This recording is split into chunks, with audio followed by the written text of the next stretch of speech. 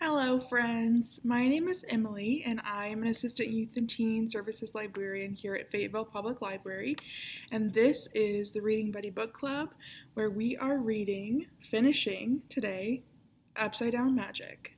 So, where we left off, Nori and Elliot just tested to see if they could move out of Upside Down Magic, and they are awaiting their answer. So, before we get started, grab your reading buddy.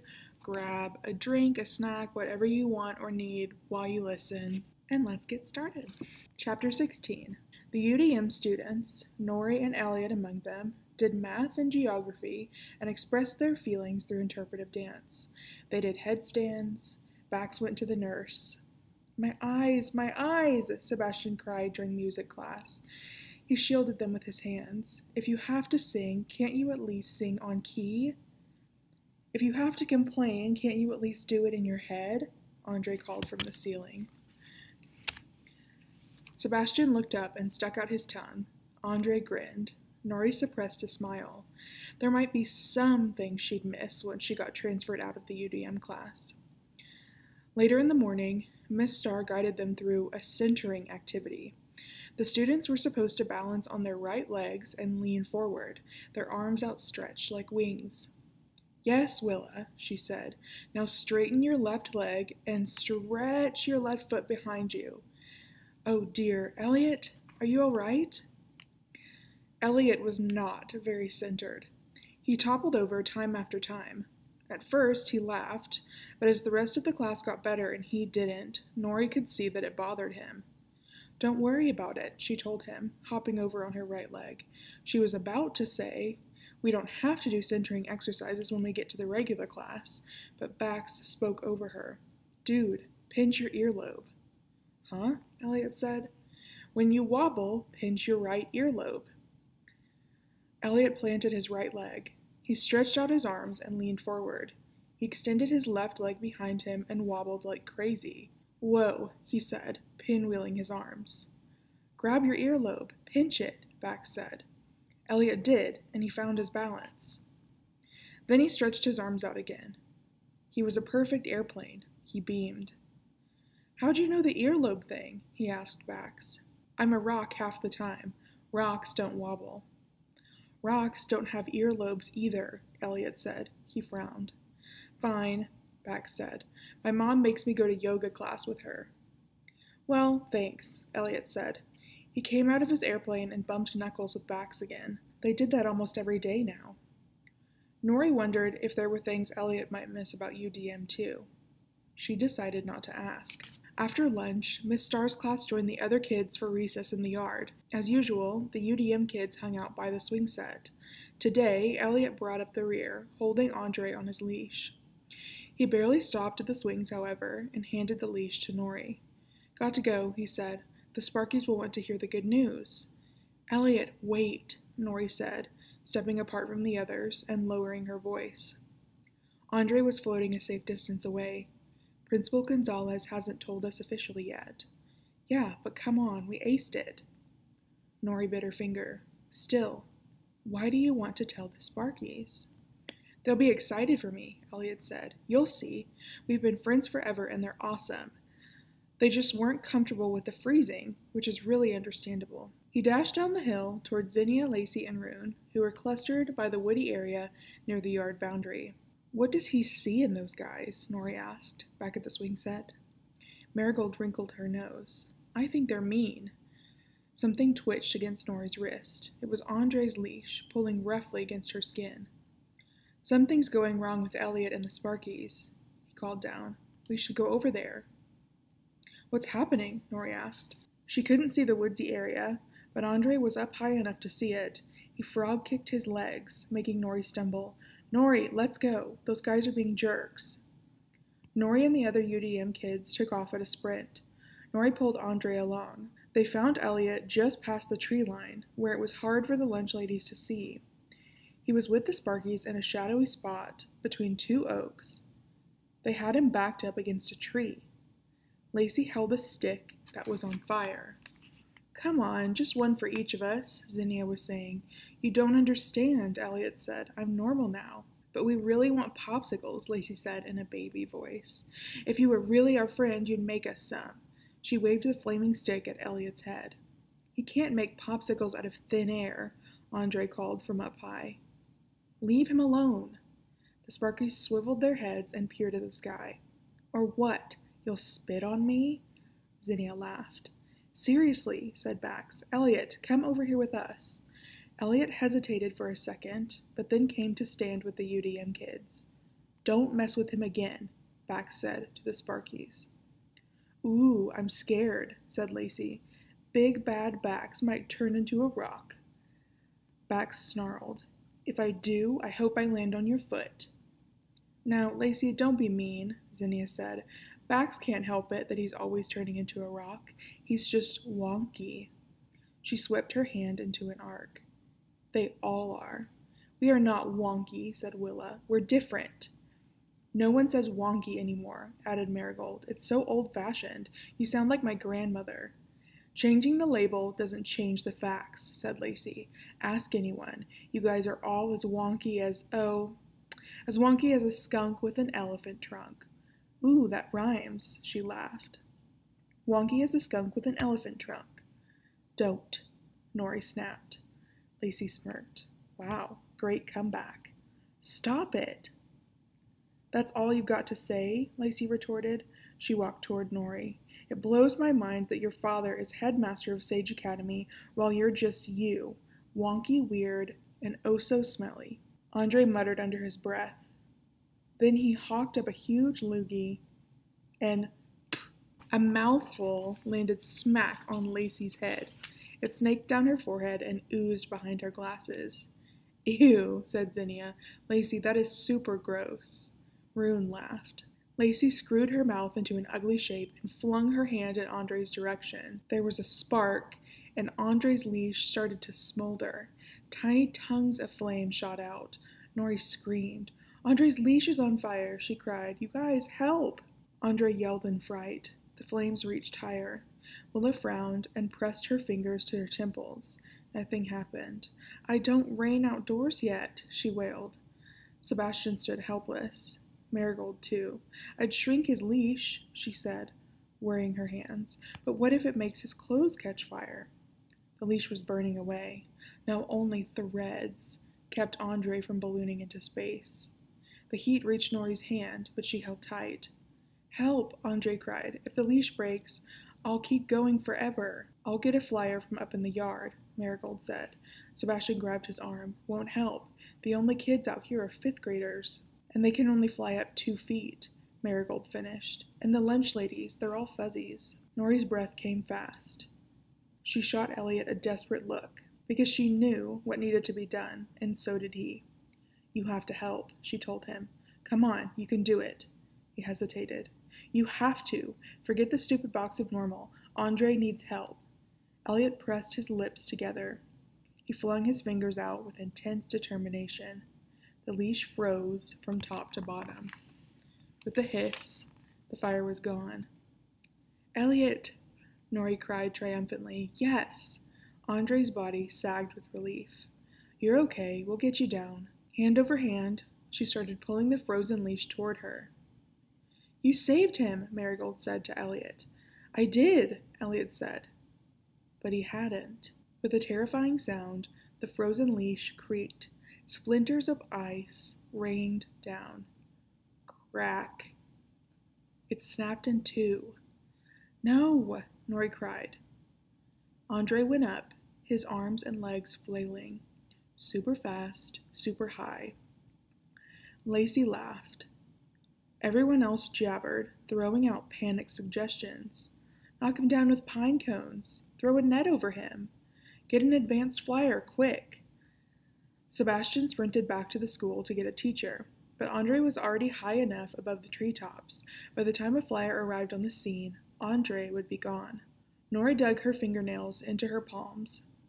Andre was going up and up and up. Before long, no one would be able to save him. Unless... Nori sucked in a breath. First, she imagined her box of normal. Next, she imagined the walls of the box exploding outward in all directions.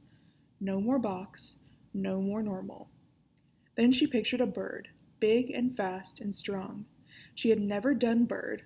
Never, not ever. And so many things could go wrong. But she concentrated with all her might, imagining wings and talons and eyes with perfect vision. Nori, yes, Elliot said. Bird Nori looked down to see Elliot jumping and clapping. Go, Nori, Myracle urged. Hurry. Bird Nori swooped through the sky. Maybe I should go build a nest. No nest, Girl Nori commanded. Andre, only Andre. Bird Nori spotted him, a lumpish thing in a stripy shirt, flying into the sky without any feathers. Nah, thought Bird Nori, swerving away. I'd rather search for worms. He doesn't have feathers, but he's still your friend, Girl Nori told her bird self, and Bird Nori heard and listened. Bird Nori flew to the lumpish thing. She looked him straight in the eye. Wow, he was huge. She must be small. Bird Nori craned her neck to catch a glimpse of herself. Oh, drat, Girl Nori thought. A bluebird? Seriously? She had to grow, and that was all there was to it. Grow, Girl Nori thought to herself. Go on now, grow! She quivered, she strained. Nothing. She was still a tiny bluebird with big Andre floating higher and higher beside her. But why wouldn't she grow? Was Nori's stupid wonky magic so wonky that she couldn't even wonk it when she wanted to? Miss Star's words came into Nori's head. We should nurture what's inside us.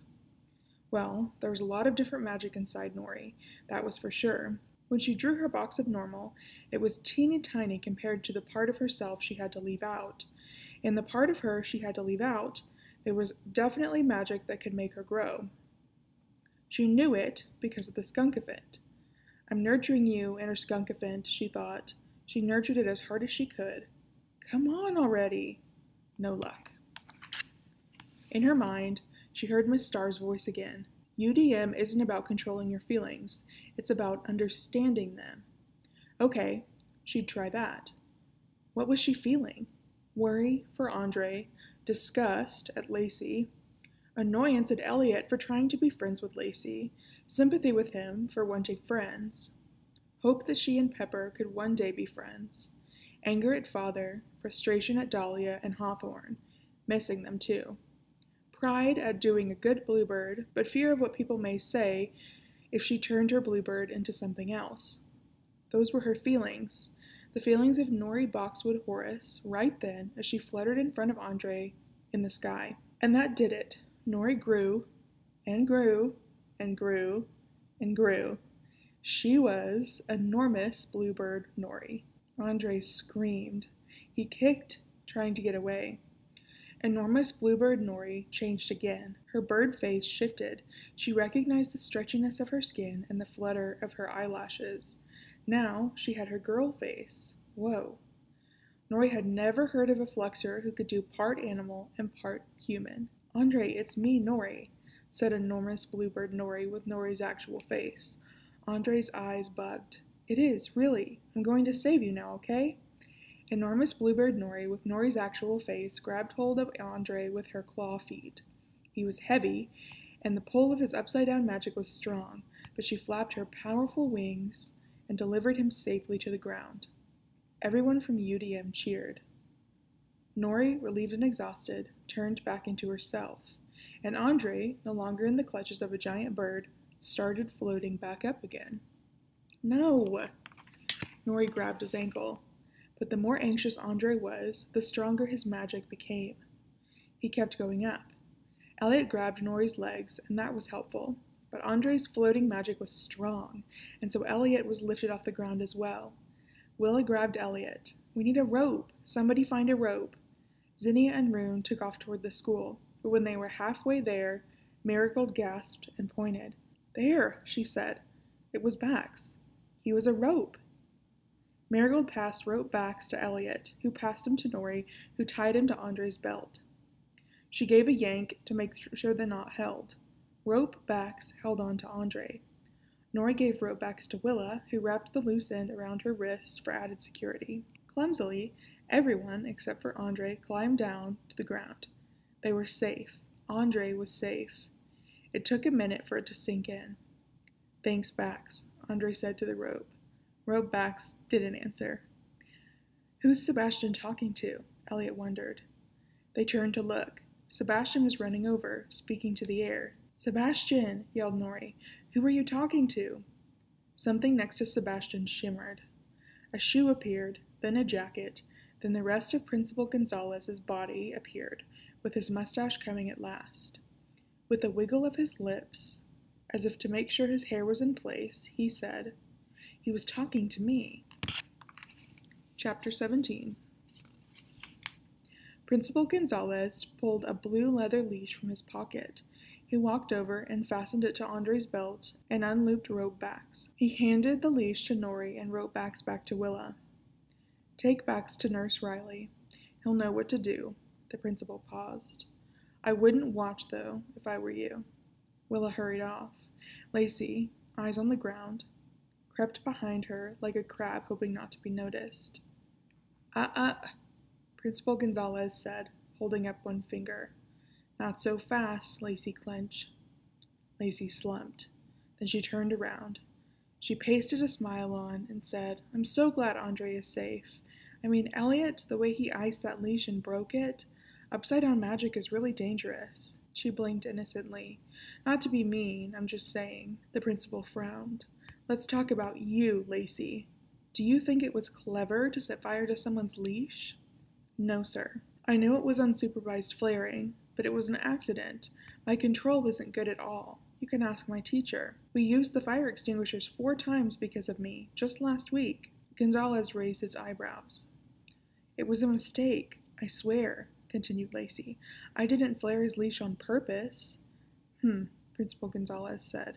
"You are lucky that the UDM class acted so quickly and so creatively." He regarded her. "Otherwise, he might have died. Do you understand?" Lacey's face drained of color. "Yes, sir." "All right. Now let's talk about your manners. Would you like to be mocked for your glasses or for anything that separates you from the others?" Lacey swallowed, then shook her head. "I did not think so." "I have to wear them," Lacey said. "They're prescription." "I will not tolerate bigotry," said Principal Gonzalez. "I will not tolerate unkindness about race, gender, orientation, family background, religion, weight, magical abilities, favorite candy, or anything else that distinguishes one person from another. Not here at Dunwhiddle Magic School." "It was an accident," whispered Lacey. "Possibly what you did was an accident, but what you said to Elliot and his UDM classmates was most certainly a choice. We can discuss it more in my office. Zinnia and Rune are there now. Please go and join them." When Lacey was gone, Principal Gonzalez sent the UDM class back to Miss Starr's room. "Everyone except Nori and Elliot. You can guess what I'm going to say, can't you?" Principal Gonzalez said to Nori and Elliot once the others were gone. Shame clogged Nori's throat. Then pride swelled up in her. Then shame, then pride. Her different magic had been on display for everyone to see. A giant Nori-faced bluebird? She would never live it down. But she had saved Andre. It was horrible. It was great. "I think you're going to say that we did a very good thing today," Elliot said, "and that you're glad because we saved Andre. But we'll have to work extra hard not to let our wonky magic take over again." Principal Gonzalez tilted his head. "Is that truly your prediction?" "If we study the Box of Normal book, we'll get better," Elliot said doggedly. "Especially, since we'll be in the normal classes. Nothing like this will happen again, Mr. Gonzalez. I promise." The principal's eyes were very dark and very kind. "Nori, Elliot, you belong in Miss Starr's class." "What?" Elliot said. "Both of us?" His breath hitched. "It was just one small bit of ice to save Andre." "Magic like yours needs the right kind of training," Gonzalez said. "What happened with Andre has helped me realize what I probably knew all along." He pursed his lips. "You don't get proper training in a regular flare class, Elliot. And you won't get it in a flexor class either, Nori. I don't know how you did what you did, but I'm quite sure that Miss Starr's teaching played a role. Do you agree?" Nori nodded. Miss Starr's teaching had definitely played a role. Principal Gonzalez escorted them across the lawn. "That's my verdict, then. The upside-down magic class is where you belong." Elliot looked stricken. "But my decision is final," Principal Gonzalez said. He disappeared. All at once, with a slight popping sound. Nori and Elliot sat together on the lawn. Elliot was sulking. Nori was thinking. She couldn't be moving to a regular flexor class. That meant she would never test again for Sage Academy, and that meant she wouldn't be going home. Disappointment washed over her. Could she find a bright side? She decided to compliment Elliot. At least she could help him feel better about himself. What you did was really important magic, she said, turning the leash into ice. Who else but you could have done that? He snorted. No one but Elliot, the upside-down flare. Nori bit her lower lip. I have a small secret to tell you. Being an enormous bird girl was actually kind of amazing. Really? Really, it was. It felt powerful. For a moment, Elliot showed no reaction. Then he smiled and said, The ice magic felt pretty good too. He plucked a piece of grass. But the Sparkies are never going to talk to me again. Nori made a face. And that's a problem because... Elliot squinted at her. Then he laughed. The big snorty laugh that had first made Nori like him. I guess it's not a problem, huh? They're the problem, Nori said. You're right. I should freeze their pillows. Or their underwear. They laughed together. A flash of movement caught Nori's eye. It was Marigold, running across the field. She stopped in front of them and rested her hands on her legs, breathing hard. She grinned. Miss Starr said to get to class, please. She got ice cream cups from the cafeteria and said she's not going to make us do geography today, and Bax is back in human shape. Elliot stood. He pulled Nori up too. Come on, he said. Are you sure? She asked him. Elliot nodded. I'm sure. If there's ice cream, I'm in. Chapter 18. A week later, Elliot, Marigold, Willa, Bax, Nori, and Sebastian had a picnic in Aunt Margot's backyard. Andre floated above them, his leash tied to a table. It was one of the last warm days of the year. They could smell the change of leaves in the air. Big showed off his St. Bernard and played frisbee with Bax. Bax said he always wanted a dog. Margot brought out lemonade. Elliot, you want to try like we talked about? Yes, Elliot, Nori said. Do it. Elliot flicked his fingers at the lemonade, icing it over. Slushies for everyone, he proclaimed. There was a cheer. A small, slight girl stepped from within the house. Pepper, Nori cried, you made it. Figs, turn back now, Margot commanded. He immediately took her advice. Back in his human form, he cleared his throat and adjusted his shirt.